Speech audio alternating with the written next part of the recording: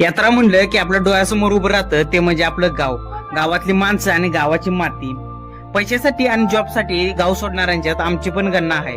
पण यात्रेची हाक आली आणि मन मात्र पुन्हा त्याच रस्त्यानं परत येत होतं. ऑफिसचं काम संपवलं आणि पुण्यातनं थेट गाव गाठलं. रात्रीची झोप झाली आणि सकाळी उठलो एकदम यात्रेच्या मूडमध्ये. तर आज होती सासनकाठी उभी करायची. भैया येईपर्यंत दादांनी काठी स्वच्छ धुवून घेतलेली.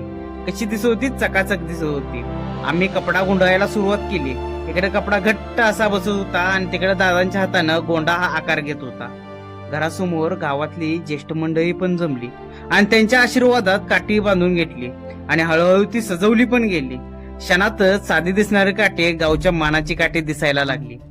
तेवढ्या स्वानन आणि ऋषा दोघं आलीत आणि काढण्या इकडे दादांनी तोपर्यंत बांधून घेतलेल्या. मग काढण्याच्या मदतीनं आम्ही काठी उभी करून घेतली. तोपर्यंत घरातल्या बायकांनी पूजन करून घेतलं आणि वातावरणात कसा उदबत्तीचा असा सुगंध असा वाद सुटलेला. आणि तेवढ्यात आपल्या भावानं चहाची आपली सोय केली. चहा घेतला आणि आम्ही गप्पा टोकत तिथंच थांबलो.